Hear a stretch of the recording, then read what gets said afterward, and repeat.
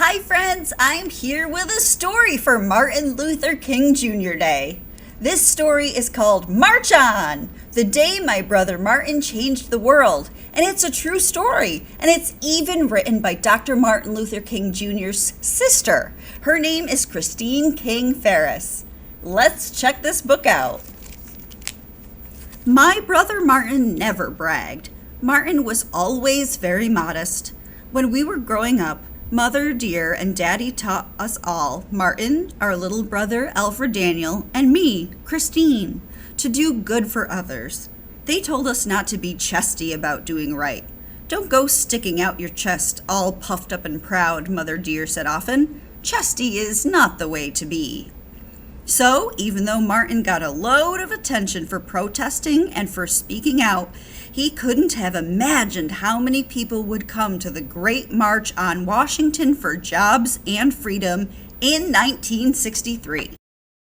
But come they did, from northern cities like Detroit and Chicago, from southern cities such as Birmingham, Atlanta, and Memphis. They came from small towns too, from places such as Danville, Virginia, and Albany, Georgia, and Orangeburg, South Carolina. Some of them rode the bus. Others came on a train. A bunch walked all the way from Brooklyn, more than 230 miles away. One man strapped on his skates and rolled into Washington, D.C. on that warm day, August 28th, 1963. They all came to the Washington Monument just as the sun began its slow, hot dance across the sky. They came to hear Martin and other civil rights leaders inspire a nation. They came because they believed that all people should be treated equally. They came because they wanted to belong. They came in search of one thing: freedom. They came to march. Martin traveled to Washington, D.C. the night before he was to give his speech. He had come from Atlanta, Georgia, where our family lived. He checked into the Willard Hotel so that he could prepare his speech in a quiet place with no interruptions. My brother worked very hard on his speeches. He understood how important each and every one of his words would be. He wrote them and scratched them out and wrote some more down. Martin practiced reading his speeches over and over again. He stayed up all night in his hotel room. Not once did he stop to eat or even lay his head down on his pillow for a quick nap. That was Martin. Even if he'd wanted to sleep, he couldn't. The words of his speech kept him awake. His speech wouldn't let him rest. Martin was still writing when the sun came up. He was still making changes and corrections to his speech. The hours passed quickly. The time was rushing ahead very fast. Afternoon was not far off. Soon it would be time to deliver his speech. My brother always liked putting the final touches on his words before he spoke them publicly. So he read his speech quietly to make sure it conveyed the message he wanted his listeners to hear. Then Martin washed his face and changed into one of his best dark suits. Martin was a third-generation preacher. Our grandfather, the Reverend A.D. Williams, and our daddy, whose name was also Martin, had taught all of us King children many lessons about being an effective leader.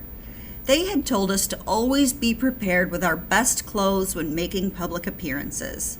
So, even though it was a hot summer day, Martin wore a clean starched shirt and tie. He tucked his speech into his breast pocket. He was ready. Martin met up with the organizers of the march, some of the most respected civil rights leaders of the day: James Farmer, John Lewis, A. Philip Randolph, Baynard Rustin, Roy Wilkins, and Whitney Young. Together, they headed over to the Capitol to talk to a delegation from Congress about passing a law that would have black people treated the same as white people. While Martin met with the leaders, the marchers gathered at the foot of the Washington Monument, where they listened to great singers of the time sing freedom songs such as Blowin' in the Wind and We Shall Overcome. This was how the march began. Once most of the people had come together, they started to march toward the Lincoln Memorial, where the day's most electrifying speakers and entertainers were gathering. There were students and poor people. Christians walked arm in arm with Jewish people. Black people held hands with white people. And even though they were from very different worlds, they were all marching for the same reason. Oh, it was a sight to see. I had been to many marches with my brother Martin, but it was clear from the beginning that this one was special. Finally, someone rushed into the room where Martin and the other leaders were meeting. "Dr. King, look out the window." Martin rubbed his eyes and peeked through the curtain. He could hardly believe what he saw. There was a blanket of people walking shoulder to shoulder. There were all kinds of folks, looking like patches of color in a great quilt spread over the National Mall in Washington. There were thousands, chanting, wanting, ready, marching. Martin rushed out onto the Capitol steps. He and the other leaders hurried down to the street to join the marchers. I always knew my brother was a powerful man, but when he and those other men walked together that day, they were a mighty force. The sea of marchers parted for Martin and his friends. The marchers opened up to welcome these men who were paving their way. The 6 leaders smiled as they began to blaze the road to equality. Coretta, Martin's wife, who was always like a sister to me, was not far behind. Her heart swelled with pride. As Martin walked, he saw fathers carrying their children on their shoulders, waving and pointing and saying, "That's Reverend Martin, Dr. Martin Luther King." Grandmothers and grandfathers were dressed in their Sunday best, nodding and wishing Martin well. Their voices lifted up praise into the heavens and filled the air with a joyful song. Woke up this morning with my mind. It was set on freedom. Woke up this morning with my mind. Set on freedom. Martin didn't pay much attention to the police and the armed guards who'd been sent from all over Maryland to keep order. And he wasn't worried either about the angry people who yelled and made mean faces and hurled hurtful words at him. Some people even hoped Martin and the marchers would be scared off, or that they'd get upset enough to say and do bad things back. They should have known this much. Martin didn't scare easily, and he and his marchers, who had always practiced nonviolence, came to Washington, D.C. with love in their hearts, not hate. Peace is certainly what Martin had on his mind as he stood next to the marble statue of President Abraham Lincoln, where he spent most of the afternoon helping other speakers put the final touches on their speeches and shaking hands with people who had come, too, to make their voices heard. As a preacher, my brother knew how to influence a crowd. He knew that one of the best ways to get folks to listen was to present them with a good singer. Even though the day had been full of people singing freedom songs and putting their beliefs to music, Martin was especially pleased when he saw that his friend, the legendary gospel singer Malia Jackson, had come to Washington on that day. Martin leaned toward Malia and whispered, "We need a song, Malia. Sing!" And oh, did Malia sing! She let loose on the old slave spiritual, "I've been bucked and I've been scorned." That was slow and sad, but defiant. Just the kind of song Martin thought would help remind people why they had gathered on that hot summer day. Malia's magnificent alto rolled over the National Mall in Washington like soft thunder. You know I'm gonna tell my Lord.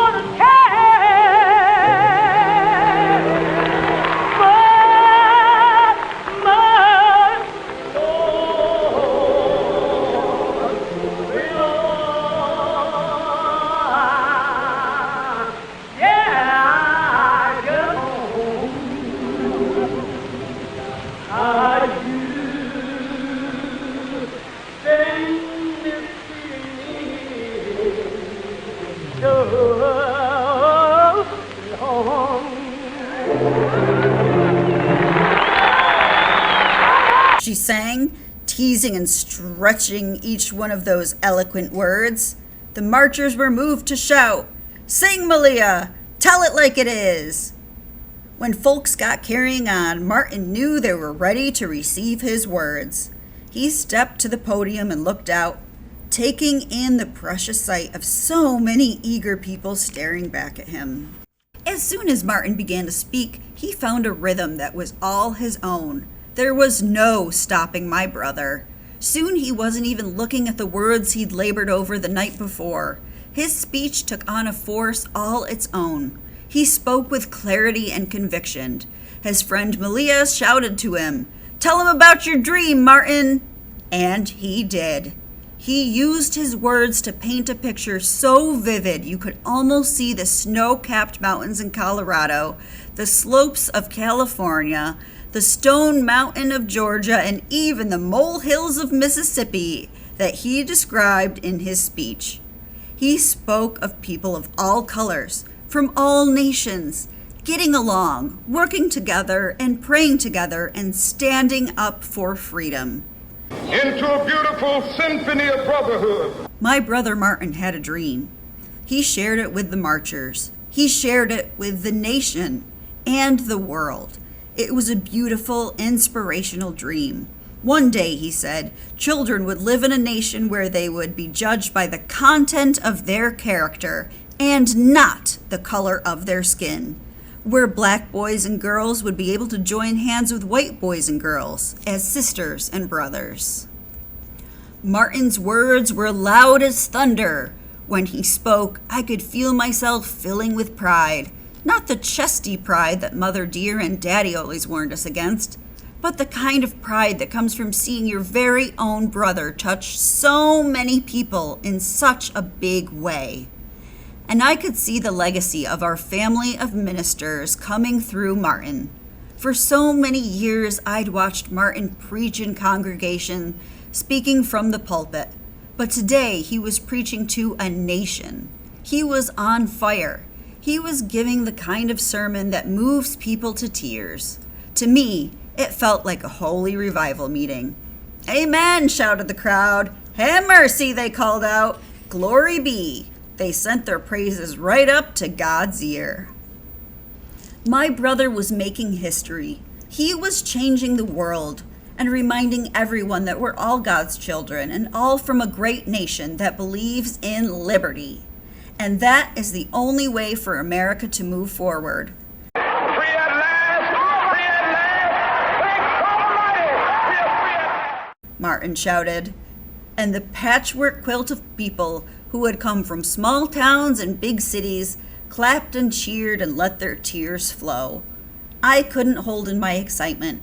I knew something special had just happened. I was clasping my hands to my heart and smiling. I got chills listening to my brother speak. Mother dear and Daddy and Alfred Daniel and I knew that a change was surely going to come. Martin and his dream inspired people to make that change happen. There was so much hope in Martin's speech. Hope for all of us. Hope for the whole world. On that day, my brother and all those who marched in Washington taught us about the power of words and how important it is to work together and to raise our voices to speak up. It is a day that will last in the hearts and memories of all Americans. That beautiful quilt of people standing tall, taking a stand, and making a difference. For you, for me, and for us all. And in the back, there is a note from the author. And remember, the author was Dr. Martin Luther King's own sister. Thank you for joining me, friends. I hope you enjoyed the story.